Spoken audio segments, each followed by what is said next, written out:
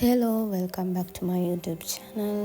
ඔන්න ඉතින් අද වීඩියෝ එකෙන් මම ඔයගොල්ලන්ට කියලා දෙන්නේ කොහොමද අඟල රිබන් එක අරගෙන ඒකෙන් සාරි කටුවක් හදාගන්න කියලා. ඉතින් වෙනස්ම විදිහ අසල සාරි කටුවක් හදන විදිහ අද මම මේ වීඩියෝ එකෙන් ඔයගොල්ලන්ට කියලා දෙනවා.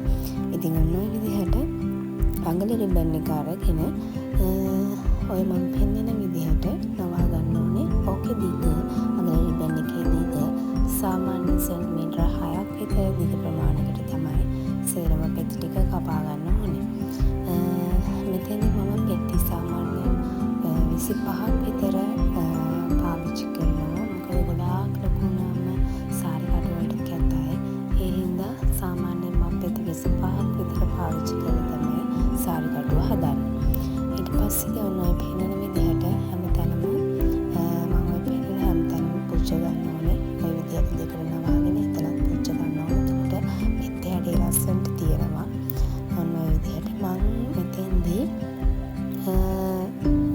සාරි කටු සාමාන්‍යයෙන් ඔතනදී මම සාරි කටු 5ක් විතර හදනවා. ඉතින් ඒකට හරියන්න මම 25 ගානේ ගොඩවල් 5ක් හදාගෙන තියෙනවා. ඔය විදිහට හැඩේ එන්න ලස්සන පිට ටික හදාගන්න ඕනේ. පිටේ ලස්සන හැඩයට හදාගත්තට පස්සේ තමයි ලස්සන රෝසමලක් අඳින්නේ අපිට හදා ගන්න පුළුවන් වෙන්නේ. ඊට පස්සේදී ඔය විදිහට අපි සාමාන්‍ය රිබන් වලින් රෝසමලක් හදන විදිහටම තමයි ඔය විදිහට ලස්සනට එකින් එක පෙති ටික අමුණ ගන්න ඕනේ. එකින් එක අමුණ ගන්න ඕනේ. පෙති 25ම අමුණ ගන්න ඕනේ. ඉතින් ඔයගොල්ලන්ට හිතෙනවා නම් පෙති 25ක් වැඩි ඒකට ලොකුවට ගහන්න ලොකුවට සාර්ථක ගහන්න කැමති නැති කට්ටිය ඉන්න පුළුවන්. ඒ අය පෙති අඩුවෙන් ගන්න. එහෙම නැත්නම් අඟල රිබන් එක ගන්න නැතුව ඊට වඩා පොඩි රිබන් එකක් අරගෙන හදන්න පුළුවන්. ඉතින් මම අරගෙන තියෙන අඟල රිබන් එක ඊට වඩා පොඩි එකක් ගන්නත් පුළුවන්. සහ දිග ප්‍රමාණය අඩු වෙන තරමට මම කිව්ව සෙන්ටිමීටර 6ක් ගන්න කියලා. දිග ප්‍රමාණය ඒ ප්‍රමාණයට ගත්තාම ලස්සනට අර පෙත්තේ ඇඩේ ගන්න පුළුවන්. ගොඩාක් දිගට පෙත්තේ දිග ගත්තාම අර ලස්සනට නැවිලා ඉන්නේ නැහැ. එතකොට පෙත්තේ මල ලස්සන වෙන්නේ නැහැ. ඒ හින්දා ඔය මං කිව්ව ප්‍රමාණය කියන්නේ සෙන්ටිමීටර 6ක් දිගට තමයි ගන්න ඕනේ. ඔය විදිහට එකින් එක සේරම අලව ගන්න. මේ වීඩියෝ එක අවසානයේ ඔයගොල්ලන්ට ලස්සන මලක් ලස්සන සාරි කටුවක් බලා ගන්න පුළුවන්. ඉතින් ඔයගොල්ලන්ට මේ වීඩියෝ එක මොකක් හරි ප්‍රයෝජනවත් වුණා නම් අනිවාර්යයෙන්ම කමෙන්ට් එකක් දාන්න, ලයික් කරන්න. ඒ වගේම මේ වගේ වීඩියෝ දිගටම හැමදාමත් ඕන නම් අනිවාර්යයෙන්ම සබ්ස්ක්‍රයිබ් කරන්න. ඉතින් මේ විදිහට දැන් තියෙන්නේ අනිත් පැත්තට ගම් ගාලා අර රෝල් කරගෙන යන්න තමයි තියෙන්නේ. සාමාන්‍යයෙන් අපි රෝස්මල් හදන විදිහටම තමයි හදාගන්න තියෙන්නේ. අන්තිමේ වෙනකම් බලන්න කොහොමද මම යදුරු කටුව සාරි පින් එක මේ පින් එක කොහොමද ඔකට ඇඩ් කරන්නේ සහ එතෙන්දී ඒක හොඳට හයි වෙලා තියෙන්නේ කොහොමද මම ඒවට මොනවද ඇඩ් කරන්න කියන දේ අවසාන වෙනකම් වීඩියෝ එකේ බලන්න. මම අවසානයේදී කියනවා කොහොමද ඒක හොඳට හයියට හිටින්න කරන්නේ මොකද්ද කියලා.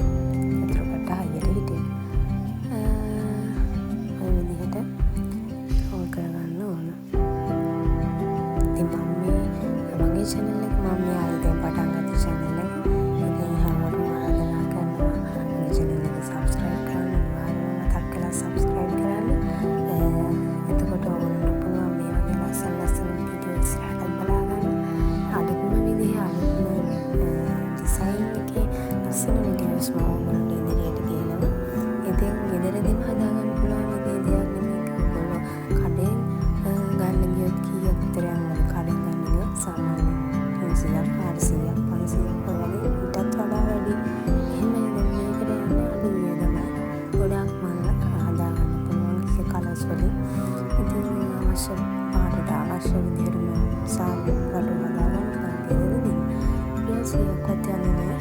අඩු වියදමේ හදා ගන්න පුළුවන්.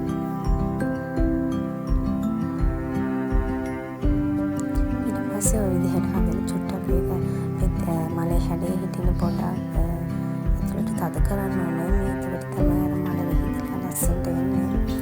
මේ විදිහට තමයි තියෙන්නේ. මල චුට්ටක් අතින් තද කරගන්න. එතකොට මල හැඩේ ලස්සනට හිටිනවා.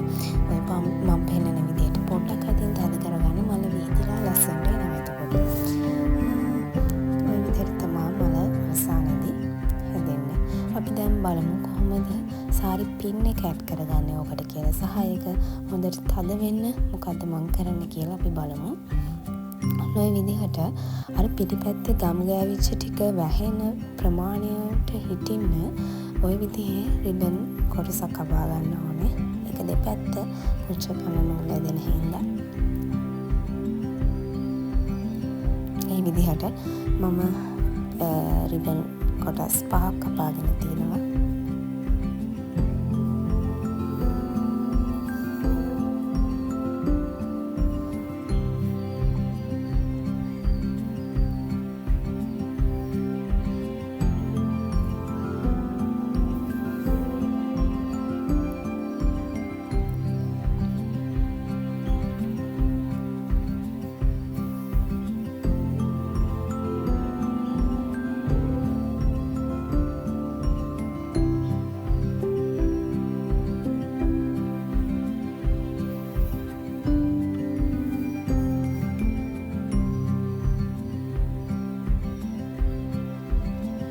දැන් තියෙන්නේ අපිට සාරි කටුව මලට හිටින්න අලව ගන්න.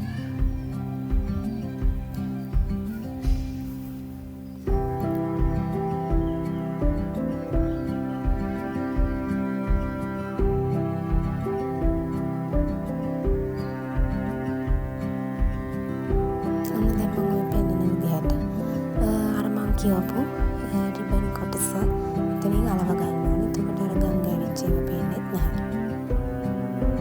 ඉතින් වීඩියෝ එක අවසන් වෙනකම් බලන්න මොන වගේ ලස්සන සාරි කටුවක්ද අවසානයේදී හැදෙන්නේ කියලා. ඉතින් ඕගොල්ලන්ට ගෙදරදී මේක try කරලා බලන්න පුළුවන්. ඒ වගේම තමයි අනිවාර්යෙන්ම මගේ වීඩියෝස් හොඳයි නම්